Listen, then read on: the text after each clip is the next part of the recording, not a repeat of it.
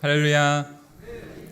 오후 시간까지 함께 예배하기 위하여서 모이신 우리 모든 성도님들을 주님의 이름으로 축복합니다. 함께 예배하는 이 시간 가운데 하나님께서 우리 모두에게 큰 힘과 큰 능력 더하여 주시는 귀하고 복된 시간 될 수 있기를 간절히 소망합니다. 오늘 찬양 예배는 요한 남성교회 헌신 예배로 함께 합니다. 우리 교회에는 연령대에 따라서 남선교회와 여전도회가 나뉘어져 있지요. 그 70세 이상 되시는 우리 남자 성도님들의 모임이 바로 요한 남성교회입니다. 다들 잘 아시지요? 네. 제가 올해 요한 남성교회 담당 목사가 되면서 헌신 예배 설교를 맡게 되었습니다. 그래서 설교를 쓰다가 두 가지 궁금한 점이 생겼습니다. 궁금증이 두 가지 생겼는데요. 바로 이 요한 남성교회에 관한 궁금증입니다.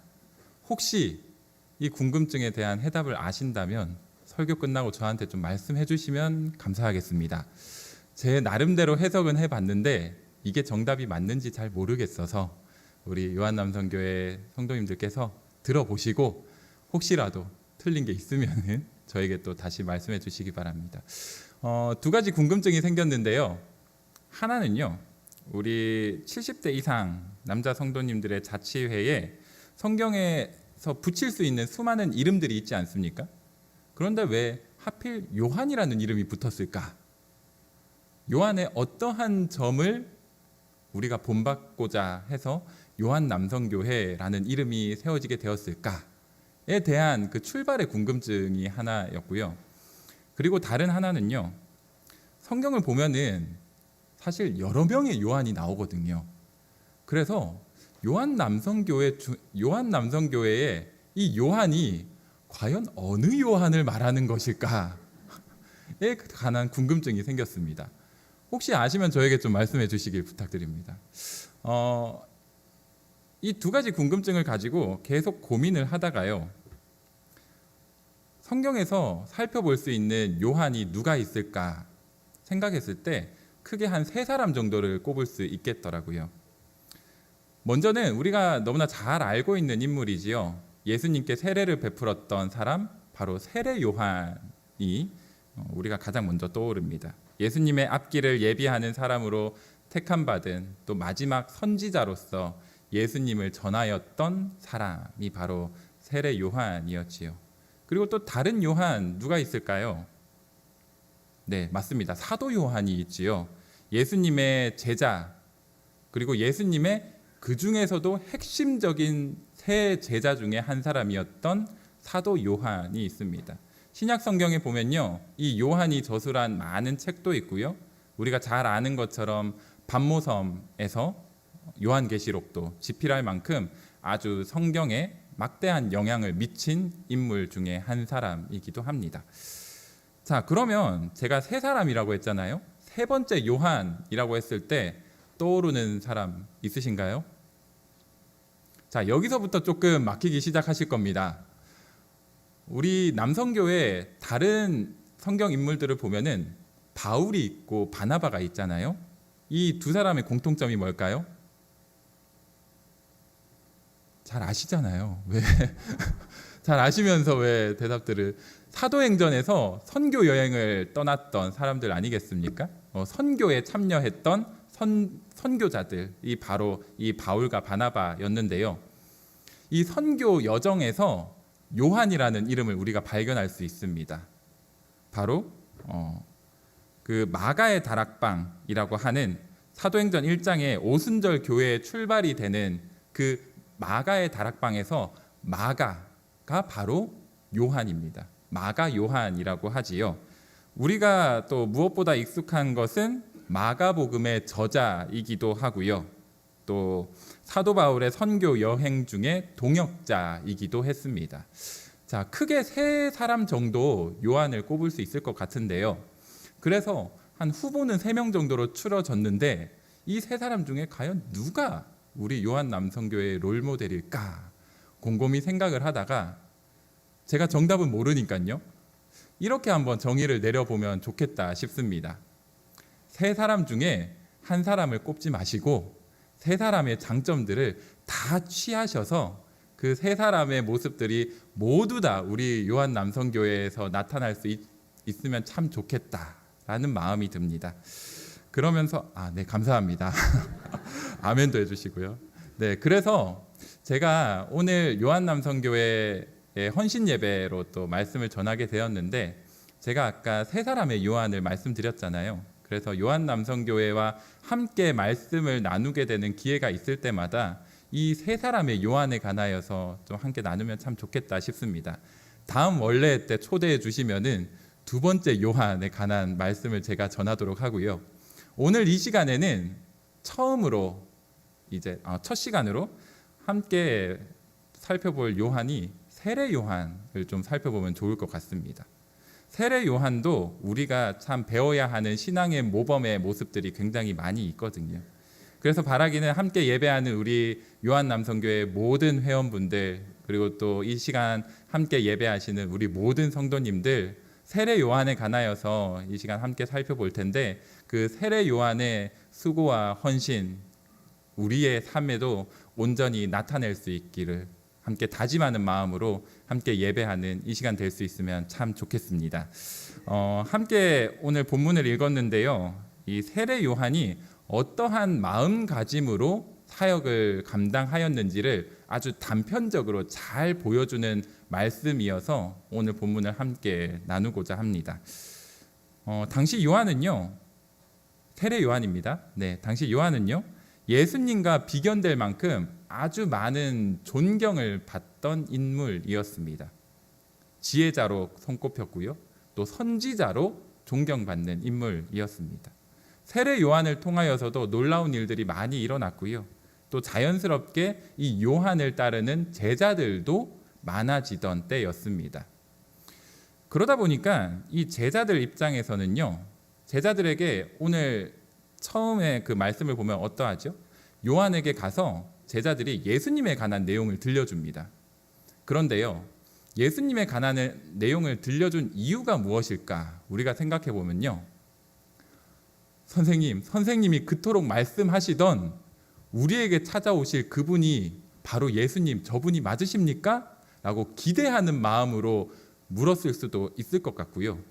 그리고 또 한편으로 생각해 보면은 우리 선생님이 이렇게 뛰어나신 분인데 저 예수라는 자가 갑자기 나타나서는 우리 선생님의 자리를 위협하고 있다라고도 생각할 수 있지 않겠습니까?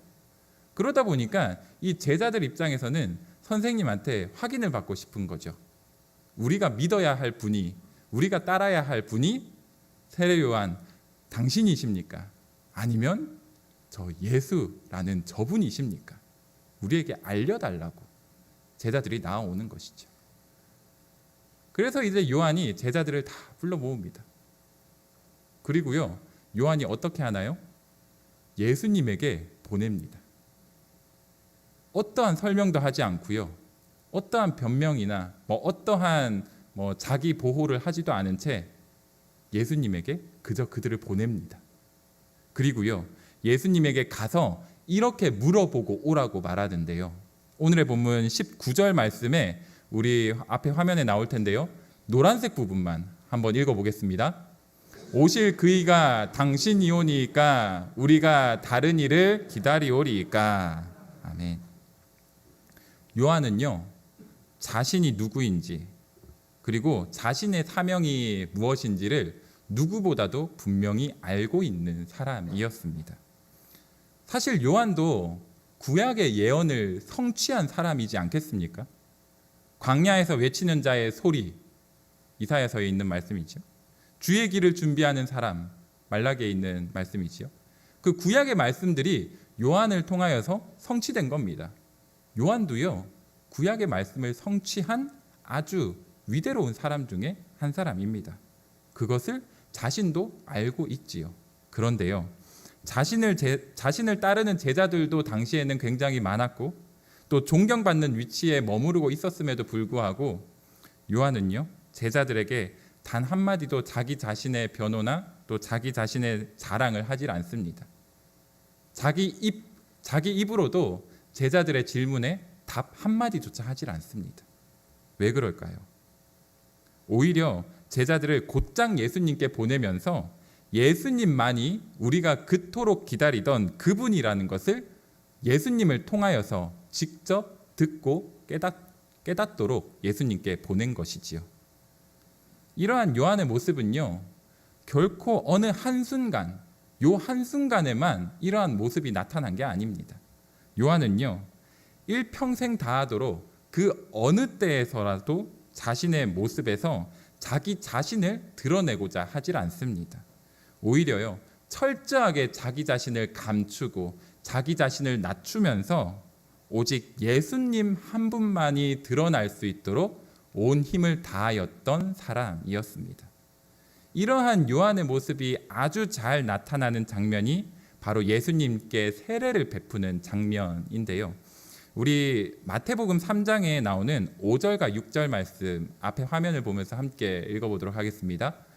이때에 예루살렘과 온 유대와 요단강 사방에서 다 그에게 나와 자기들의 죄를 자복하고 요단강에서 그에게 세례를 받더니. 아멘.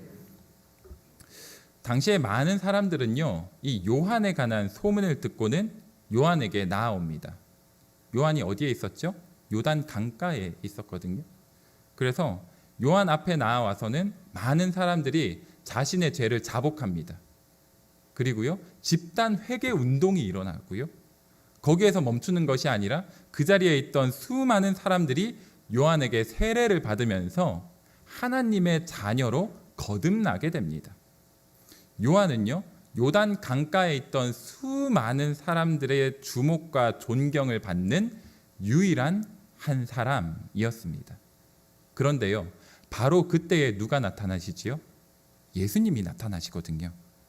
물론 예수님이 태어나셨을 때 예수님의 그 탄생을 축하하기 위하여서, 경배하기 위하여서 몇몇 사람들이 찾아왔다는 것 우리가 잘 알고 있습니다. 그렇다고 해서 예수님의 이름이 막 널리 퍼져 있고 예수님을 따르기 위하여서 많은 사람들이 몰려오고, 아직은 그럴 때는 아니었거든요.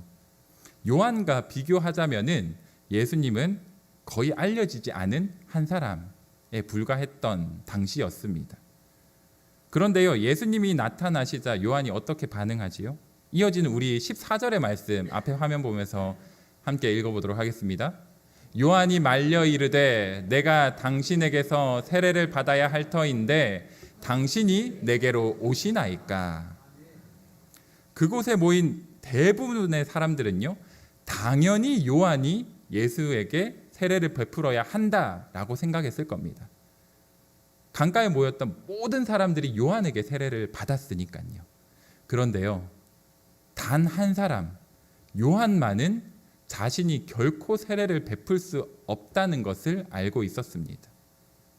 왜냐하면 예수님이 우리를 구원하기 위하여서 이 땅에 오신 하나님의 아들이라는 것을 요한만 알아챘기 때문입니다. 그곳에 모인 모든 사람들이 요한이 세례를 베풀어야 한다 할지라도, 한다고 생각했다 할지라도, 주위의 다른 사람들의 시선과 반응이나 평가, 그런 것은 하나도 개의치 않은 채 그 즉시 자신은 철저히 가리고 오직 예수님만 드러내고자 자신의 자리를 예수님께 내어드린 겁니다. 이러한 요한의 모습은요, 예수님을 믿는 사람들에게도 칭찬받는 모습이었지만 놀랍게도 예수님을 믿지 않는 사람들에게도 칭찬받고 인정받는 사람의 모습이었습니다. 우리 누가복음의 9장 9절 말씀인데요, 9장 9절의 말씀을 앞에 화면 보면서 함께 읽어볼까요? 헤롯이 이르되 요한은 내가 목을 베었거늘 이제 이런 일이 들리니 이 사람이 누군가 하며 그를 보고자 하더라. 아멘. 당시 그 지역을 다스리던 분봉왕의 이름은 헤롯이었습니다. 다들 잘 아시지요? 이 헤롯의 귀에 예수에 관한 소문이 들려오기 시작합니다. 그러면서 헤롯이 예수에 관하여서 소문을 듣게 되자 예수를 경계해야겠다라고 결심을 하게 되지요. 그런데요, 이 예수에 관한 소문을 헤롯이 듣는데 한 사람이 떠오르는 겁니다. 그 한 사람이 누구일까요? 바로 요한이었습니다. 마태복음 14장을 보면요, 헤롯이 요한을 참수하였다라고 하는데요. 그렇다 보니까 헤롯이 분명히 자기가 자기 손으로 이 요한을 죽였는데 들리는 소문은 요한과 같은 겁니다. 요한이 했던 그 모습이 이 예수라는 자가 똑같이 하고 있는 거죠. 그러다 보니까 분명히 나는 요한을 죽였는데 이 요한과 같은 행동을 하는 그런 운동을 계속 벌이고 있는 저 사람은 과연 누구인가? 라고 헤롯이 이야기를 하는 겁니다. 우리는요, 이 헤롯의 반응을 통하여서 요한이 평생토록 어떻게 살아왔는지를 유추해 볼 수 있습니다. 예수님을 믿지 않고 하나님을 믿지 않는 그 사람 헤롯이요, 예수님의 이야기를 들었을 때 요한을 떠올렸다는 것, 이게 무엇을 말하는 것일까요? 바로 요한은요, 예수님처럼 살았다는 겁니다. 예수님처럼 기도하였고요, 예수님과 하나님과 동행하면서 무엇보다도 다른 사람이 요한을 보더라도 예수님을 떠올릴 수 있는 그러한 삶을 살았다는 겁니다. 사랑하는 성도 여러분, 요한은요, 하나님께서 구약부터 말씀하셨던 예수님의 앞길을 준비하는 사람으로서 그 사명을 받은 사람이었습니다. 그리고요, 요한은 자기 자신에게 맡겨주신 그 사명을 평생 이루고자 헌신하였던 사람이기도 합니다. 비록 세상이 보기에는 누더기 옷을 입고 광야에서 계속 생활하면서 그 최후가 어떠했습니까? 참수를 당했거든요. 세상적으로 보기에는 볼품없는 실패한 인생이라 평가된다 할지라도 요한은요, 예수님께 인정을 받았고요, 예수님을 믿지 않는 왕에게도 인정을 받았고요, 그리고 무엇보다도 하나님께 인정받는 사람이었습니다. 다시 말해서 요한은요, 요한 자기 자신을 통하여서 예수님을 보게 하는 사람이었다는 겁니다. 우리는요, 오늘 함께 살펴본 이 요한의 모습을 통하여서 우리 스스로를 한번 되돌아볼 수 있어야 합니다. 성도 여러분, 하나님께서는요, 예수님의 길을 준비하는 사람으로서 요한을 세워주셨습니다. 이처럼 오늘을 살아가는 우리 모두를 다시 오실 예수님의 앞길을 준비하는 사명자로 우리를 세워주셨는 줄 믿습니다. 그렇다면 성도 여러분, 우리는 우리의 모습을 통하여서 누구를 보게 하는 사람이 되어야 할까요? 우리는 우리의 모습을 통하여서 예수님을 보게 하는 사람이 되어야 할 터인데, 우리 스스로를 되돌아보았을 때 과연 우리는 내가 아니라 예수님을 보게 하는 사람으로 살아가고 있을까요? 혹시라도 우리에게 예수님의 모습을 가리는 그 무언가가 있다면 이 예배하는 시간 가운데 과감히 내려놓기로 결단할 수 있는 우리 모든 성도님들 되시기를 간절히 축복합니다. 예수님을 위해 포기해야 하는 것들이 나에게는 평생을 다하여서 지켜온 것들이라 할지라도 그것들을 내려놓고 온전히 예수님만을 드러내고자 헌신하며 나아가고자 다짐할 때에 하나님께서는 우리 모두에게 세상 그 무엇도 줄 수 없는 참된 위로하심과 참된 소망과 참된 은혜를 더하여 주실 줄 믿습니다. 그리고요, 요한이 결국은 헤롯에게까지도 인정받게 되었던 것처럼 나는 모든 것을 포기하고 예수님을 선택했다고 생각하게 될 수도 있겠지만 하나님께서는요, 자신을 내려놓고 하나님을 택한 모든 주의 백성들을 마침내 하나님과 열방의 모든 이들에게 인정받는 귀하고 존귀한 자로 세워주실 줄 믿습니다. 우리 보강중앙교회 성도님들 모두 오늘 함께 살펴본 이 성경 속 요한의 모습처럼 주님 다시 오실 그날까지 내가 아닌 예수님을 보게 하는 사람으로서 살아가실 수 있는 귀하고 복된 인생 되실 수 있기를 주님의 이름으로 간절히 축복합니다. 함께 기도하겠습니다. 사랑의 하나님, 오늘 이 시간 세례 요한의 모습을 함께 살펴보았습니다. 이 말씀을 통하여서 세례 요한은 일평생 다하도록 자기 자신은 철저히 낮추고 자기 자신은 철저히 감추이면서 오직 주 예수 그리스도 한 분만을 드러내며 높이고자 헌신하였던 사람임을 우리가 깨닫게 됩니다. 그러면서 우리의 자신의 모습을 다시 되돌아봅니다. 하나님, 혹여나 우리의 삶 가운데 나를 드러내고자 하였던 모습들이 있다면 회개케 하여 주시고 철저히 나 자신을 낮추게 하시며 우리가 믿고 따르는 주 예수 그리스도 한 분만을 세상 가운데 자랑하면서 세상 가운데 드러내고자 헌신하며 나아가는 귀하고 복된 인생 되게 하여 주시옵소서. 감사드리며 예수님의 이름으로 간절히 기도드립니다. 아멘.